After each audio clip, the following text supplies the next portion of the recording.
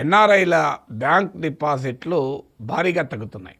Reserve bank of India data ప్రకారం 2025-26 financial ఇయర్లో మొదటి 6 నెలలు అంటే ఏప్రిల్, మే, జూన్, జూలై, ఆగస్ట్, సెప్టెంబర్ ఈ 6 months కాను 2024-25తో పోలిస్తే 40% డిక్లైన్ అయ్యాయి.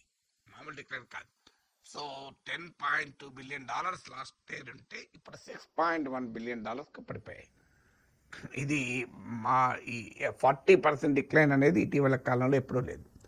అందులో ఫారిన్ కరెన్సీ ఎన్ఆర్ఐ డిపాజిట్స్ 87% పడిపోయాయి. అంటే ఎన్ఆర్ఐ డిపాజిట్లో 2 రకాలు ఉంటాయి. ఫారిన్ కరెన్సీ డాలర్లలోని లేదా నాన్ రూపీ కాక ఇతర ఫారిన్ కరెన్సీలోనే డిపాజిట్లు ఉండేటివి ఉంటాయి. ప్రధానంగా డాలర్లు, ఎందుకంటే ఈ ఫారిన్ కరెన్సీ ఈ ఎన్ఆర్ఐ డిపాజిట్లు అత్యధికం అమెరికా నుంచే.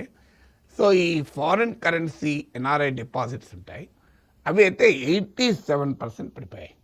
జూలై, ఆగస్టు మాసాల్లోనైతే నెట్ ఇన్ఫ్లో నెగిటివ్ అయిపోయింది. సో 87% ఫ్రెష్ ఇన్వెస్ట్మెంట్ పడిపోయింది. కానీ అలాగే డాలర్ డిపాజిట్లు మెచ్యూర్ అయ్యి తీసుకెళ్లే వాళ్ళు, క్యాన్సిల్ చేసుకొని తీసుకెళ్లే వాళ్ళు కూడా ఉంటారు. అది కూడా కలుపుకుంటే దాన్ని నెట్ ఇన్ఫ్లోస్ అంటారు. అంటే అవుట్ఫ్లోలు మైనస్ ఇన్ఫ్లోలు అయితే నెగిటివ్ అయిపోయాయి జూలై, ఆగస్టులో. అంటే దానివల్ల ఏం జరిగింది, జూలై, ఆగస్టు మాసాల్లో ఎన్ఆర్ఐలు డిపాజిట్లు పెట్టిన దానికన్నా డిపాజిట్లు మెచ్యూర్ అయ్యి లేదా క్యాన్సిల్ చేసుకొని తీసుకెళ్ళి ఎక్కువ. ఇక రెండో రకం డిపాజిట్లు ఏంటంటే రూపీస్లో ఉండే డిపాజిట్లు. అంటే ఇక్కడ ఇండియాలో ఉన్న ఇన్కమ్ను వాళ్ళు ఇక్కడ డిపాజిట్లుగా పెట్టవచ్చు, లేదా డాలర్లు ఇక్కడికి పంపించి కూడా డిపాజిట్ చేసుకోవచ్చు. అందులో కూడా non resident external bank deposits అని, ఎన్ఆర్ఈ అకౌంట్స్ అని, non resident ordinary bank deposits NRO accounts ఉంటాయి. ఈ రూపీలలో పెట్టేటువంటి డిపాజిట్లు మాత్రం పెద్దగా తగ్గలేదు, ఆల్మోస్ట్ బాగానే ఉన్నాయి. ఎందుకంటే డాలర్తో పోలిస్తే రూపీ విలువ బాగా దెబ్బతింటూ వచ్చింది. అందువల్ల వాళ్ళు డాలర్స్ ఇక్కడికి పంపితే అవి ఆటోమేటిక్గా ఎక్కువ రూపీస్ అవుతున్నాయి. సో అందువల్ల రూపీలో సేవ్ చేసుకున్న రూపీస్ డిపాజిట్లు మాత్రం నిలకడగా ఉన్నాయి. ఎందుకంటే ఈ 2025లోనే డాలర్తో పోలిస్తే రూపీ వాల్యూ 4.5% పడిపోయింది. మరి ఎందుకు ఇలా తగ్గిపోతున్నాయి అంటే, విదేశాల్లో ఉన్న భారతీయులు, మన నాన్ రెసిడెంట్ ఇండియన్స్ ప్రవాస భారతీయులు డాలర్లలో సంపాదించినా కూడా ఇండియాలో పెట్టుబడి పెట్టడం లేదు.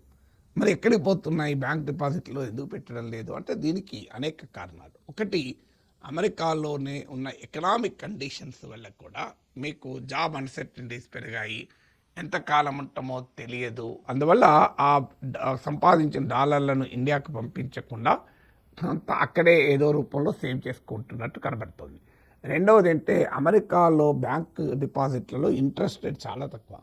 అందుకొరకు కూడా ఎక్కువ మంది ఇండియాలో డిపాజిట్ పెట్టుకునేవారు.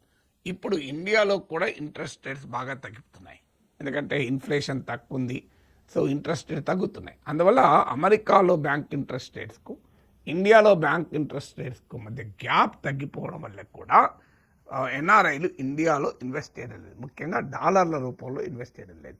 మూడవది, ఎప్పుడైతే బ్యాంక్ డిపాజిట్లు rate of return on investment అంటారు ఆర్ఓఐ తక్కువ ఉంటుందో, ఇండియన్ స్టాక్ మార్కెట్స్లో కూడా ఎన్ఆర్ఐల ఇన్వెస్ట్మెంట్ పెరిగింది అని.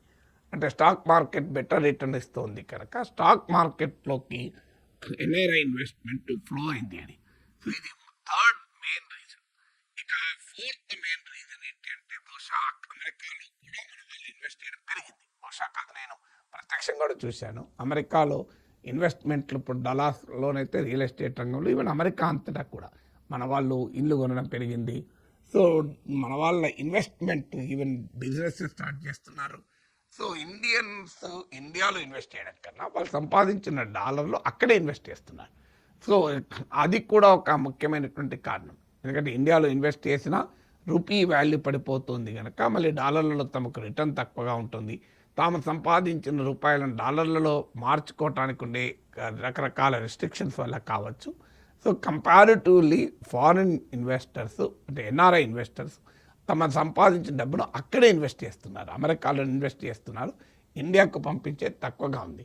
సో ఇది ఎన్ఆర్ఐల డిపాజిట్లు, ఎన్ఆర్ఐ నుంచి వచ్చే రెమిటెన్సెస్ అంటారు, ఇవాళ అంత ఇంపార్టెంట్ కాకపోవచ్చు, అంత ఇండిస్పెన్సిబుల్. ఇంపార్టెంట్ ఎప్పుడు అవుతాయి, ఎందుకంటే ఒకప్పుడైతే మీకు అసలు మామూలుగా ఫారిన్ ఎక్స్చేంజ్ క్రైసిస్ ఉన్నప్పుడు ఇది చాలా పెద్ద సమస్యగా ఉంటుంది. ఇప్పుడు శ్రీలంక, పాకిస్తాన్ లాంటి దేశాలు అయితే చాలా ఇబ్బందులు పడుతున్నాయి. మనం కూడా 91లో ఇదే రకంగా ఇబ్బందులు పడ్డాయి. అంటే 15 days ఇంపోర్ట్ కూడా కావాల్సిన డాలర్లు మన దగ్గర లేకుండే. ఇప్పుడు మన దగ్గర $700 బిలియన్ రిజర్వ్ బ్యాంక్ దగ్గర ఫారెన్ ఎక్స్చేంజ్ రిజర్వ్స్ ఉన్నాయి. మోర్ దెన్ 10 months వరకు కూడా ఇంపోర్ట్స్ ఫైనాన్స్ చేయగలిగింది. అందువల్ల ఇప్పుడు ఎన్ఆర్ఐ డిపాజిట్లు తగ్గిపోయినా కూడా అంత టెన్షన్ లేదు. కానీ but it's not a positive signal. అంటే ఇండియన్ ఎకానమీ పైన ఎన్ఆర్ఐల కాన్ఫిడెన్స్ను ఇది టెస్ట్ చేస్తుంది. అందువల్ల ఎన్ఆర్ఐలు ఇన్వెస్ట్మెంట్ అంటే మామూలు కాదు. ఇప్పుడు total out standing NRI deposits ఎంత అంటే $166 బిలియన్. ఆశ్చర్యం వేస్తుంది. ఎంతమంది భారతీయులు అమెరికాలో ఇతర దేశాల్లో సంపాదించి ఇండియాలో డిపాజిట్లు ఇన్వెస్ట్ చేస్తున్నారంటే $166 బిలియన్ అంటే $16,600 కోట్ల. To be specific $165.9 billion. అంత పెద్ద ఎత్తున అవుట్ స్టాండింగ్ డిపాజిట్స్ ఉన్నాయి ఇప్పటికీ. సో అందువల్ల how do NRIs contribute to Indian economy అంటానికి ఇది ఒక మంచి ఇండికేటర్ కూడా.